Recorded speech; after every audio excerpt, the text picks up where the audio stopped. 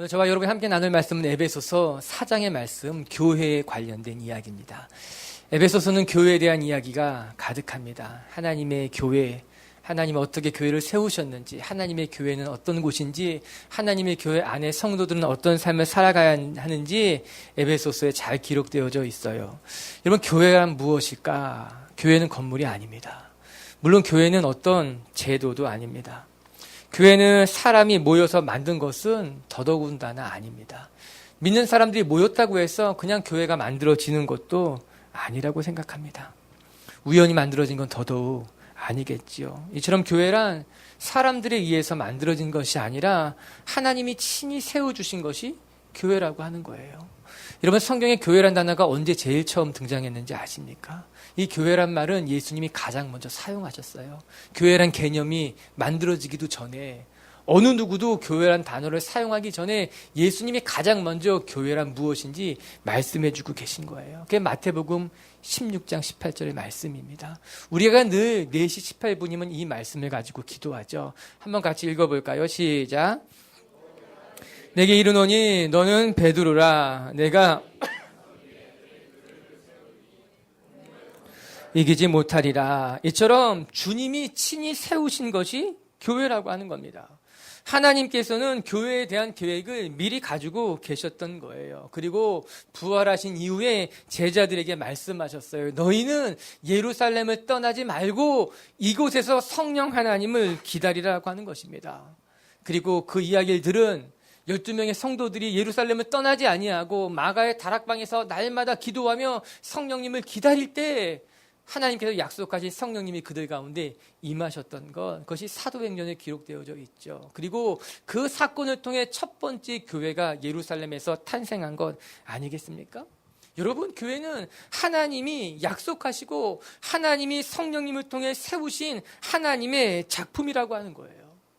이처럼 교회는 하나님이 창조하신 것이라고 한다면, 여러분, 하나님께서 교회를 창조하실 때 그냥 계획 없이 되는 대로 만드셨을 것이다. 절대 그렇지 않겠지요.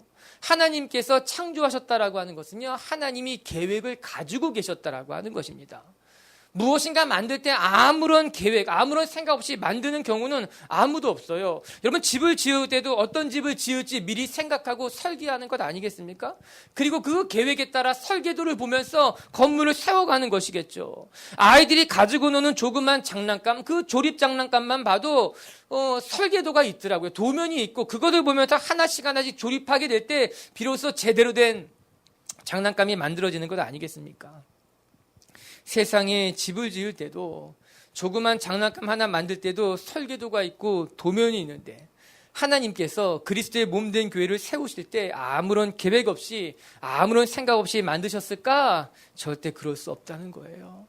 하나님은 이 교회를 만드실 때 뚜렷한 목적을 가지고 치밀한 계획에 따라서 하나씩 하나씩 세워 가셨다라고 하는 겁니다. 사랑하는 빛의 교회 성도 여러분, 우리 눈에 보이는 교회가 때로는 연약해 보일 때도 있고, 때로는 무엇인가 부족해 보인다 하더라도 저와 여러분이 잊지 않아야 될 것은, 이 하나님의 계획, 하나님의 교회 안에는 하나님의 계획이 있고 하나님의 뜻이 있는 하나님의 위대한 작품이라는 것을 잊지 않게 되길 주님의 이름으로 축복합니다. 그리고 교회를 향한 하나님의 뜻을 깨닫게 되길 바라고, 그 뜻이 하나님의 교회를 통해 이루어질 뿐만 아니라 우리의 삶을 통해 그 하나님의 뜻이 이루어지길 원합니다라고 기도하게 될 때 하나님이 기뻐하실 것이며 우리의 삶이 귀하게 쓰임바 될 줄로 저는 믿습니다. 여러분, 하나님께서 교회를 개혁하셨고 하나님의 교회가 온전히 세워지게 하기 위해서 하나님이 무엇을 하신지 아십니까? 하나님의 교회에 선물을 주셨다는 겁니다.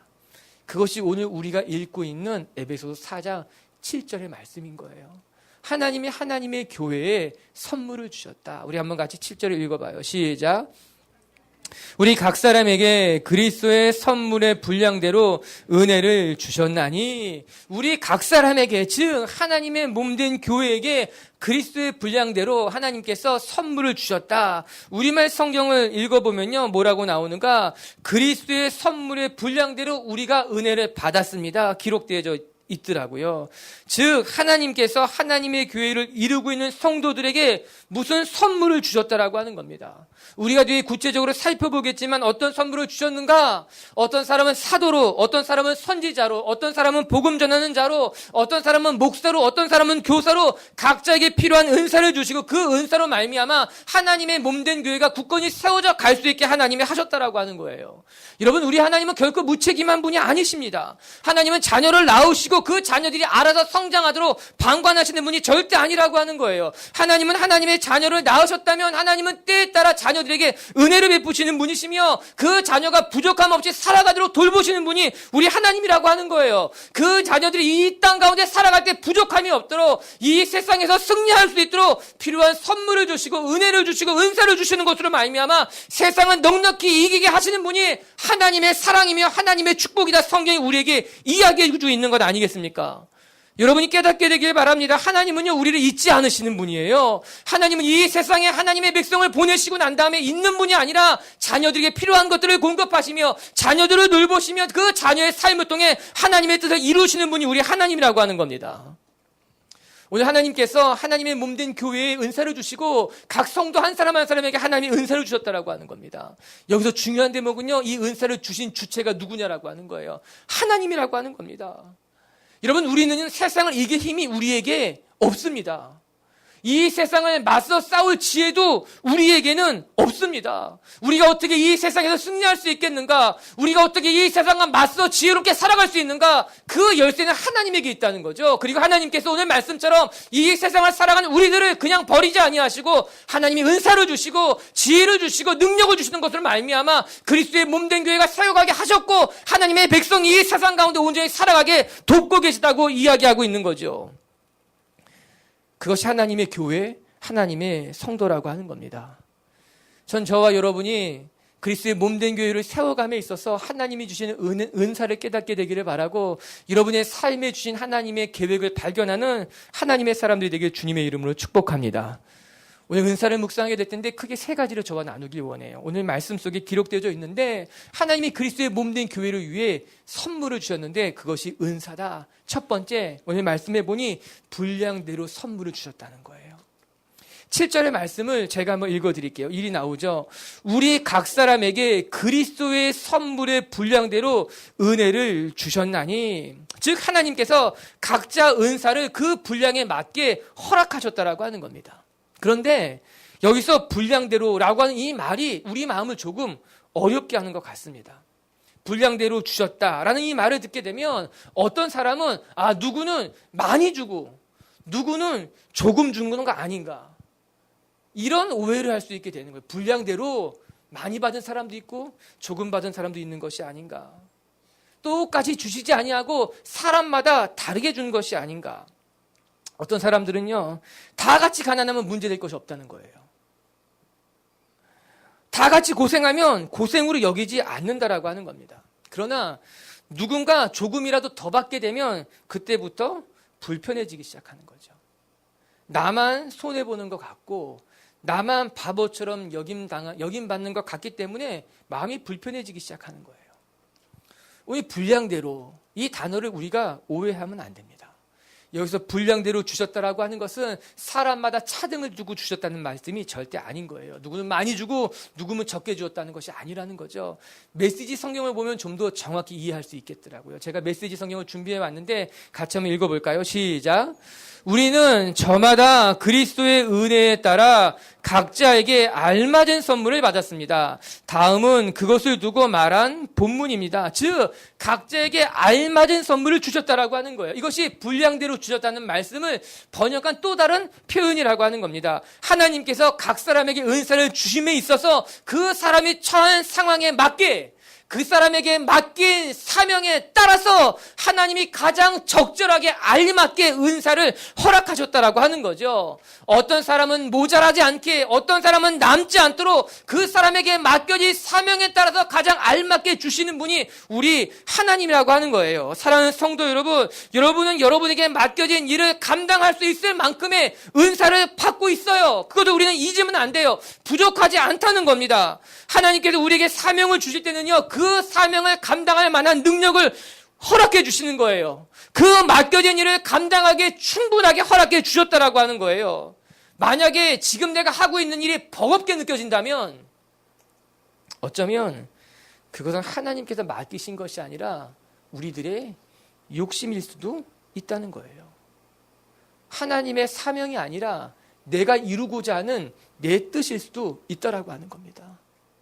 그러나 분명한 것은 하나님이 맡기신 일이라면, 하나님이 주신 사명이라면 하나님은 그것에 알맞은, 그것을 이룰 수 있을 만큼의 능력을 우리에게 허락하셨다라고 성경이 말씀해 주고 계신 거죠.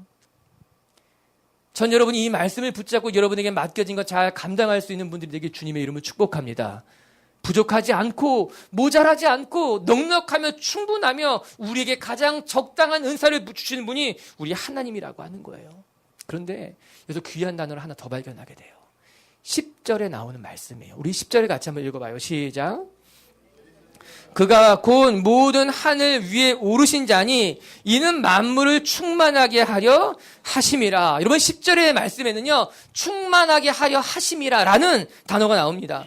이 단어는요, 하나님이 주신 은사를 이해함에 있어서 굉장히 중요한 단어, 핵심적인 단어라고 할 수 있어요. 실은 7절부터 10절까지 한 호흡으로 말씀이 이어지고 있는데 이 중간에 시편 말씀을 인용해서 삽입해 넣은 겁니다. 그래서 잘 우리가 이해하기 어려운데 이 7절부터 10절까지의 말씀을 연결해서 보게 되면 이렇게 이해할 수 있는 거예요. 7절에 보면 우리 각 사람에게 그리스도의 선물의 분량대로 은혜를 주셨나니, 10절로 넘어가 보면 이는 만물을 충만하게 하려 하심이라. 아멘. 이렇게 연결된다라고 하는 겁니다. 즉 하나님께서 각 사람에게 적당한 알맞은 분량에 맞게 은사를 주신 것은 그것으로 말미암아 만물을 충만하게 하기 위함이라고 이야기하고 있는 거예요. 여러분, 분량대로 주셨다고 하는 이 단어와 충만하다고 하는 단어는 좀 상반되는 단어 같은 거예요. 분량대로 주셨다라고 하는 것은요, 꽉 채워지지 않는 것처럼 느껴지는 거죠. 이 분량에 맞게. 그러나 충만하다고 하는 것은요, 차고도 넘쳐났다라고 하는 겁니다. 여기 하나님이 계획하신 놀라운 신비가 담겨져 있는 거예요. 여러분, 우리는요, 내가 모든 것을 가지고 있어야만 안심합니다. 그것이 넉넉하다고 생각하게 되는 거예요. 그래야 내가 하고 싶은 것도 할 수 있고, 그래야 내게는 부족함이 없고, 그래야 내게 맡겨진 모든 것을 다 감당할 수 있을 것만 같은 거예요. 내게 모든 것이 다 주어졌을 때. 그러나 하나님의 방법은 그렇지 않았다는 거예요. 하나님은 각 사람에게 필요한 것들을 그 사람에게 맞게 나눠주시고, 그들이 다 함께 모였을 때 충만하게 되는 것이 하나님의 계획이었다라고 하는 거예요. 굉장히 놀라운 이야기인 거죠. 각 사람은요, 필요만큼 알맞게 오늘 말씀해 보면 분량만큼 갖고 있는데, 그러나 각 사람에게 나눠주신 이것이 하나로 연결되게 되면 비로소 그 모든 것이 충만하게 넘쳐나게 된다라고 하는 겁니다. 우리는 꼭 내가 모든 걸 다 감당하려고 하는 거예요. 내게 모든 것이 주어져야지만 나는 안심할 수 있다라고 하는 거예요. 그러나 하나님의 방법은 각 사람에게 맞는 것을 나눠주시고, 어쩌면 그것은 부족해 보일 수 있어요. 모자라 보일 수도 있어요. 꽉 채워지지 않을 수도 있어요. 그러나 각 사람에게 나눠준 그것들이 한자리에 모이게 되면 비로소 만물이 충만하게 넘치도록 그 모든 것이 온전해진다라고 성경이 이야기해주고 있는 거죠. 할렐루야. 그것이 하나님의 교회예요. 그것이 하나님의 나라예요. 그것이 하나님의 뜻이라고 하는 겁니다. 여러분, 놀랍지 않아요? 우리는 저마다 부족해요. 모자란 삶을 살아가고 있어요. 그러나 부족한 우리들의 삶이, 모자란 우리의 인생이 한데 모여지게 되면 놀랍게도 차고도 넘쳐나는 충만한 비밀을 발견하게 된다라고 하는 거예요. 1 더하기 1이 2인 줄 알았는데 1 더하기 1이 충만함이 된다라고 하는 거예요. 나의 부족함과 저 사람의 부족함이 만나게 되니 차고도 넘치는 충만함을 경험하게 된다라고 하는 것이죠. 이것이 하나님의 비밀이고, 하나님이 하나님의 교회를 세워가는 하나님의 방법이라고 하는 겁니다. 여러분의 가정이 두 사람이 만나 하나가 되는 것으로, 여러분이 자녀들로 통해서 충만하게 되는 것을 경험하게 되길 주님의 이름으로 축복합니다. 그 한 뜻인 거예요. 하나님의 교회가 부족한 사람들이 모여서 분량대로 모였지만 그것이 한데 모였더니 충만함이 되는 거예요. 넘치게 되는 것, 그것이 하나님의 비밀이다. 오늘 이후로 나는 부족하지만 함께할 때 풍성해지는 것을 경험하는 분들이 되길 주님의 이름으로 축복합니다. 내게 분량대로 주신 것을 믿고 때로는 부족하다 느낄 수 있겠지만 부족하다 여기는 것이 아니라 아니 내게 충만합니다 고백하게 될 때 하나님께서는 우리가 지금까지 경험해보지 못했던 놀라운 기적을 이루게 될 줄로 믿습니다. 두 번째는 하나님이 은사를 주시는데 첫 번째는 분량대로 주셨는데 차고 넘친다는 거예요. 분량에 맞게 주신다는 거죠. 그리고 두 번째는 각 사람에게 주시되 다양한 은사를 허락하셨다라고 하는 겁니다. 이것도 굉장히 중요한 이야기죠. 11절 한번 같이 읽어보겠어요. 시작. 그가 어떤 사람은 사도로, 어떤 사람은 선지자로, 어떤 사람은 복음 전하는 자로, 어떤 사람은 목사와 교사로 삼으셨으니, 어떤 사람은 사도의 직분을 감당하고, 어떤 사람은 선지자의 직분을 감당하고, 어떤 사람은 전도, 어떤 사람은 목사, 어떤 사람은 가르치는 일을 감당하도록 하나님이 각자 다른 은사를 그들 가운데 허락하셨다는 거예요. 여러분 성경을 보게 되면은 다양한 은사에 대해서 굉장히 잘 등장하게 됩니다. 로마서 12장을 보면 또 고린도전서 12장을 살펴보게 되면 우리가 오늘 읽고 있는 에베소서 4장을 보게 되면은 은사에 대한 이야기가 굉장히 넓게 이야기하고 있어요. 다양한 은사가 많아요. 가르치는 은사도 있고요. 섬기는 은사도 있고요. 구제하는 은사도 있고요. 다스리는 은사도 있어요. 고린도전서를 보게 되면요. 방언의 은사도 있고요. 예언의 은사도 있고요. 통변의 은사도 있고요. 다양한 은사가 있어요. 오늘 우리 에베소서 말씀해 보게 되면요. 선지자의 직분도 있고 목사의 직분도 있고 교사의 직분도 있고 사도의 직분도 또 다양한 직분, 다양한 은사가 기록되어져 있다라고 하는 거예요. 하나님은요. 이처럼 각 사람에게 다양한 은사를 허락하시는 것을 통해 하나님의 뜻을 이루어 가신다. 빛의 교회 성도 여러분, 우리가 다 똑같지 아니하고 각자 다른 은사를 받았다고 하는 것은요 굉장히 큰 기쁨이고 축복이에요. 만약에 우리가 다 노래를 잘하는 사람들만 모였다면 우리가 정말 행복할까? 예배팀 가운데 다 드럼 치는 사람들만 있으면 예배팀이 잘 될 수 있을까? 아니 좀 더 발은 없고 손만 10개가 있다면, 눈이 없고 코만 4개 달려있다면 상상만 해도 끔찍한 일인 거죠. 그런 너무너무 힘들 거예요. 그럴 수는 없는 일 아니겠습니까? 하나님께서는요 하나님의 뜻을 이루시기 위해서 매우 다양한 은사를 각자에게 허락하셨다라고 하는 거예요. 그래서 우리가 기억해야 될 것은 우리는 먼저 비교하는 것을 버려야만 됩니다.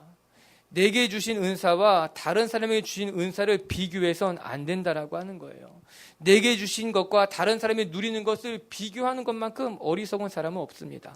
그런데 사람이라는 것이 참 안타까울 때가 있어요. 이런 말이 있죠. 남의 떡이 더 커 보인다는 거예요. 같은 것을 들고 있어도 다른 사람들의 떡이 더 커 보이는 거죠. 똑같은 음식을 먹고 있어도 다른 사람께 왠지 더 맛있어 보이는 경우가 종종 있지 않습니까? 그런데 문제는 똑같은 떡이 아니라 다른 떡을 들고 있을 때예요. 그럴 땐 상대방의 떡이 너무 좋아 보이거든요. 다 같이 꿀떡을 먹고 있을 땐 모르는데 그 중에 한 명이 팥이든 바람떡을 먹고 있으면 그게 너무너무 맛있어 보이는 거고 이 꿀떡이 맛이 없어 보이는 거예요. 사람의 마음이 너무너무 간사한 거죠. 교회 일로 되돌아볼까요? 내가 섬기는 일은 늘 하찮은 것 같고 나는 늘 다른 사람의 뒤치다거리만 하는 것만 같은 그런 느낌이 들 때가 있다 그러더라고요. 왜 다른 사람이 섬기는 것은 칭찬받는 일 같고 돋보이는 것 같고 내가 하는 일은 늘 보잘것없고 인정받지 못하는 것 같은 그런 생각이 들 때가 있다라고 하는 거죠. 여러분 비교하는 것만큼 어리석은 건 없어요. 아니 하나님께서 주신 은사를 비교하는 것은요 자기 발을 올무로 스스로 채우는 것과 똑같다라고 하는 겁니다. 스스로 올무 속으로 들어가게 되는 경우에요. 우리가 종종 이런 사람들이 있어요. 다른 사람들과 비교해서 난 좀 낫다. 다른 사람들과 비교해서 난 좀 감사한 것 같다. 다른 사람과 처지를 비교하면서 자기가 감사한 사람들이 있죠. 그것도 어리석은 일이에요. 비교해서 득을 보는 경우는요. 단 한 경우도 없어요. 어쩌면 잠시 잠깐 저 사람과 비교했을 때 나는 좀 나은 것 같고 저 사람과 비교했을 때 나는 좀 감사한 것 같다. 그런 사람들도요. 지금 당장은 나은 것 같지만 그 올무에 반드시 걸려 넘어지게 되어 있거든요. 왠지 아십니까? 감사는 비교를 통해 만들어지는 것이 절대 아닙니다. 감사는 자족으로부터 나오는 거거든요. 하나님이 주시는 음성을 들을 때 감사가 일어나게 돼 있는 거거든요. 게다가 남과 비교해서 열등감에 빠지는 것은요, 두말할 것 없이 어리석은 일이에요. 하나님께서 하나님의 교회를 디자인하실 때 똑같이 디자인하지 않으셨다는 거예요. 다 다른 모양으로 그 교회를 구성하는 사람들 다 다르게 만드셨다라고 하는 거예요. 어저께 1대1을 했는데 그때 굉장히 재미있는 이야기가 나왔어요. 주제가 교제였거든요. 은사에 대한 이야기를 했어요. 바울이 고린도전서 12장에 이런 말씀을 했어요. 각자 다 다른 은사를 주셨다는 겁니다. 한번 같이 고린도전서 읽어볼까요? 12장 말씀이에요. 시작. 눈이 손더러 내가 너를 쓸데없다 하거나 또한 머리가 발더러 내가 너를 쓸데없다 하지 못하리라. 그뿐 아니라 더 약해 보이는 몸의 지체가 도리어 요긴하고, 그래요. 손이 말하기를 손 너는 필요 없으니 나가, 말할 수 없다라고 하는 거예요. 발이 말하기를 손 너는 필요 없으니까는 그만둬, 말할 수 없다라고 하는 거예요. 아니 더 나아가 우리 몸 지체 중에 가장 작은 것이라 할지라도 가장 보잘것없어 보이는 것이 때로는 가장 요긴하게 쓰일 때가 있다라고 하는 겁니다. 1대1 하면서 우리 지체들하고 나눈 거예요. 우리 몸에 가장 보잘것없어 보이는데 가장 요긴하게 쓰이는 데가 어디 있겠냐 나눴는데, 어떤 지체 한 명이 동화책 얘기를 했어요. 자기가 자기 아이한테 동화책을 읽어줬는데 그 동화책이 제목을 얘기 안 했는데 제가 아는 동화책 제목은 이거였어요. 똥꼬야 미안해. 무슨 내용이 나올지 느낌이 확 오죠. 주제와 맞게. 동화책 내용은 그런 거예요. 눈이 똥꼬에게 말하는 거죠. 귀가, 입이, 손이 너 뭐 했으니?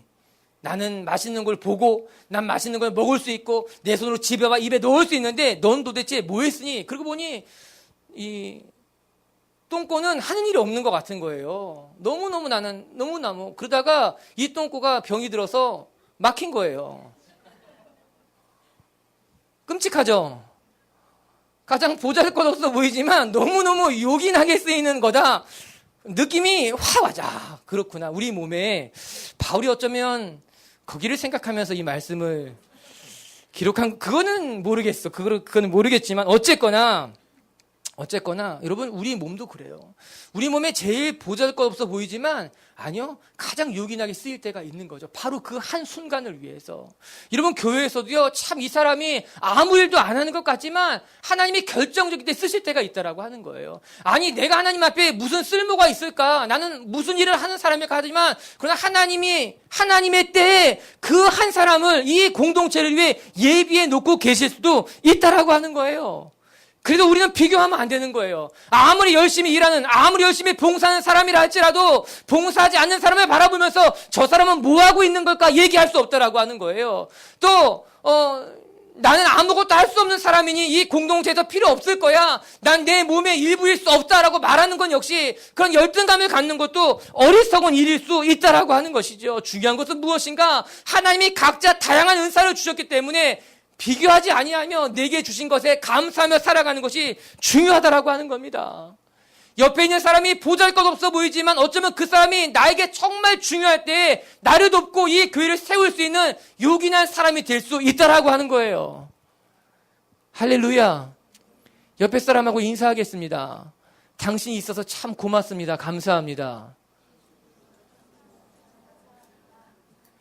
일부 예배 때는 이렇게 인사 안 하고 더 진하게 인사했어요. 똥꼬야 고마워. 정말 보잘것없어 보이지만 하나님은 그 사람을 옆에 두시는 것으로 말미암아 여러분을 세워가시며 하나님의 몸된 교회를 건강하게 하시는 것이 하나님의 방법이라고 하는 거예요. 그래서 우리는 다 다른 것이 감사한 거예요. 나와 달라서 기쁜 거예요. 이렇게 다양한 사람들이 함께 모여서 하나님을 예배할 수 있는 것이 축복이라고 하는 겁니다. 여러분의 삶에 더 다양하고 더 풍성한 은사가 넘쳐나게 되길 바라고, 그런 사람들과 함께하는 행복을 발견하는 분들이 되길 주님의 이름으로 축복합니다. 세 번째, 하나님께서 은사를 주시는데 하나님의 교회를 위해 하나님이 선물을 주신 거죠. 첫 번째는 분량대로 주셨다. 두 번째는 다양한 은사를 주셨다. 세 번째는 그 은사를 주신 목적이 무엇이냐라고 하는 겁니다. 우리 12절의 말씀을 같이 한 목소리 읽겠습니다. 시작. 이는 성도를 온전하게 하여 봉사의 일을 하게 하며 그리스도의 몸을 세우려 하심이라. 아멘. 다시 한번 우리 큰 목소리로 읽어봅시다. 너무너무 중요한 말씀, 우리가 마음에 품고 담고 살아가야 될 말씀이에요. 시작. 이는 성도를 온전하게 하여 봉사의 일을 하게 하며 그리스도의 몸을 세우려 하심이라. 아멘. 사랑하는 성도 여러분, 은사를 주신 것은 자랑하라고 준 것이 아닙니다. 여러분에게 은사를 주신 것은 나를 위해 살라고 주신 것이 절대로 아닙니다. 그 어떤 은사도 자기를 위해 쓰는 은사는 없습니다. 전도의 은사는 전도 당하는 사람을 위해 주어지는 거예요. 말씀의 은사는 말씀을 듣는 사람을 위해 주어지는 거예요. 가르치는 은사는 가르치는 자를 위해 주는 것이 아니라 가르침을 받는 사람을 위해 주어지는 것이 가르침의 은사라고 하는 거예요. 그 어떤 은사도 자기를 위해 주어지는 것이 없으며, 그래서 그 어떤 은사도 자기를 위해 쓰여지면 안 된다라고 하는 것입니다. 때로는 중보의 은사를 받은 사람이 그 은사 때문에 넘어지는 경우를 봐요. 그 은사를 나를 위해 쓰는 거죠. 그 은사 때문에 교만해지는 거죠. 때로는 치유의 은사를 받은 사람이 그 치유의 은사 때문에 사람을 고치는 것이 아니라 사람의 마음에 상처를 주고 자기가 넘어지는 경우를 종종 볼 때가 있어요. 이유는 단 한 가지예요. 하나님이 주신 은사를 남을 위해 쓰지 아니하고 자기를 높이는데, 자기를 드러내는데 사용했기 때문에 그런 거예요. 여러분, 12절의 말씀은 분명히 기록되어져 있어요. 왜 은사를 주셨는가? 이는 성도를 온전하게 하기 위해서, 하나님의 성도 한 사람 한 사람을 온전하게 하기 위해서 저에게 말씀의 은사를 주신 거예요. 여러분에게 기도의 은사를 주신 거예요. 여러분에게 중보의 은사를, 가르치는 은사를 주신 거예요. 왜? 하나님의 성도 한 사람 한 사람을 온전하게 세워가기 위해서. 여러분은 저한테 요구할 수 있어요. 목사님, 말씀을 잘 준비해 주세요. 그래서 내가 말씀에 따라 잘 살아가고 싶어요. 기도의 은사를 받은 사람이 있다면 그 사람에게 우린 요구할 수 있어요. 저를 위해 기도해 주세요. 제가 너무 기도가 필요한 때예요. 가르치는 은사를 가진 사람에게 우린 요구할 수 있어요. 당신 일틴지를 해야 된다. 당신 일키지를 해야 된다. 전도의 은사가 있는 사람에게 전 요구할 수 있어요. 당신은 전도해야 된다. 저는 사정하지 않아요. 왜? 하나님이 은사를 주셨다면 교사해야 돼. 당신은 전도해야 돼. 물론 그렇다고 해서 우리 교회가 무조건 목사님 말씀 잘 준비하십시오, 뭐 이런 교회는 되지 않을 거예요. 그러나 중요한 것은 하나님이 은사를 주실 때는 나를 드러내거나 나를 나타내기 위한 것이 아니라 성도 한 사람 한 사람을 온전하게 세우기 위함이다. 이 온전하다라는 단어가 뭔지 아십니까? 준비된다는 거예요. 영어 성경을 보게 되면은 하나님의 사람으로 준비되게 하기 위해서, 하나님께서 우리에게 은사를 주신 것은 한 사람 한 사람이 하나님의 사람으로 잘 준비돼, 하나님의 일을 감당하기 위해, 하나님의 사명을 감당하도록 잘 준비되게 하는 것이 우리에게 은사를 주신 하나님의 이유라고 하는 거예요. 여러분이 하나님의 사람으로 잘 준비될 수 있게 되길 주님의 이름으로 축복합니다. 두 번째, 은사를 주신 이유가 뭐라고 나옵니까? 봉사하게 하기 위하여. 하나님이 우리에게 은사를 주신 것은요, 그 은사로 가만히 있는 것이 아니라 그 은사로 봉사하라라는 거예요. 우리는 봉사로 하면요, 내가 희생하고 남을 돕는 것을 봉사라고 생각합니다. 아니에요. 봉사는 내가 희생해서 남을 돕는 것이 아니라 봉사는 내 자리를 찾아가는 거예요. 그게 봉사인 거예요. 착각하지 마세요. 여러분이 대단한 걸 희생하는 것이 아니에요. 하나님이 나를 세워놓으실 그 자리를 찾아가는 것이 봉사인 거예요. 하나님은 성도 한 사람 한 사람에게 은사를 주셨어요. 왜? 봉사하라고. 그 봉사를 통해 성도들을 세워가라고. 우리 가운데 아직도 봉사의 직분을 발견하지 못한 사람들에게 봉사의 직분을 발견할 수 있게 되길 바랍니다. 하나님의 몸된 교회 안에서, 여러분의 일터 안에서, 여러분이 만나는 모든 관계와 사이 속에서도 어떤 봉사, 어떤 직분, 내가 무엇을 해야 될지 발견해야 된다고 하는 겁니다. 그런데 이 두 개의 말씀이 연결되어 있다는 거예요. 뭔지 아십니까? 이는 성도로 온전하게 하여 봉사의 직분을 감당하도록. 세 번째까지 읽으면 더 정확하게 알 수 있어요.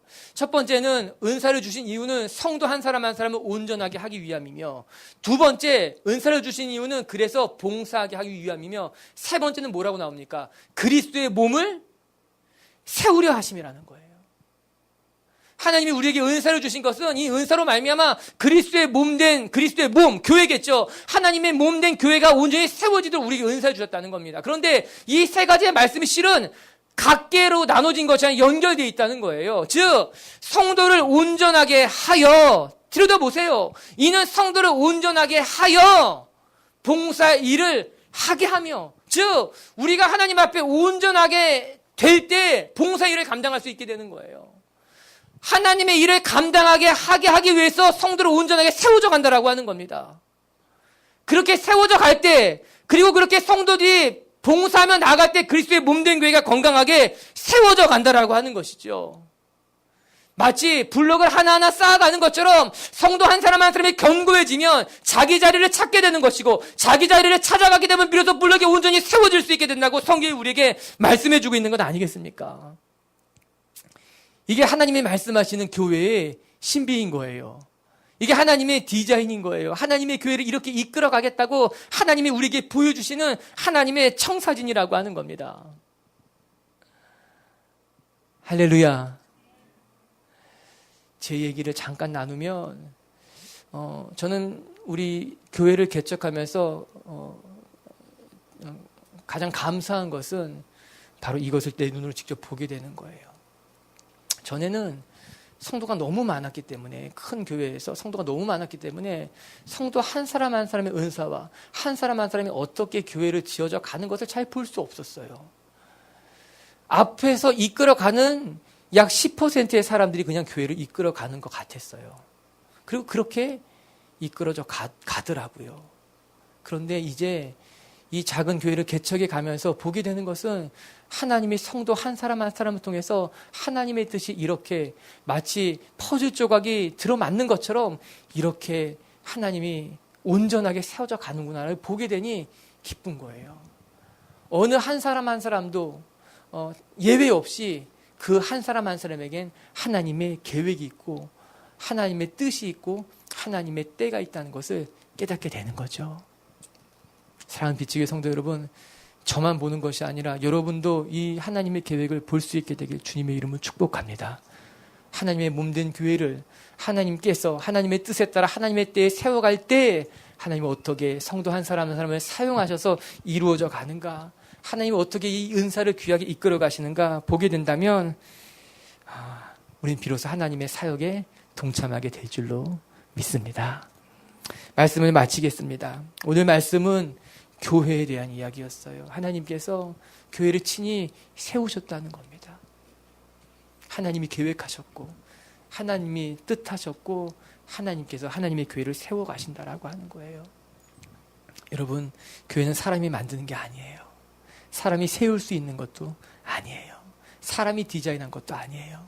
오직 하나님이 계획하셨고 준비하시고 하나님이 세워가신다는 겁니다.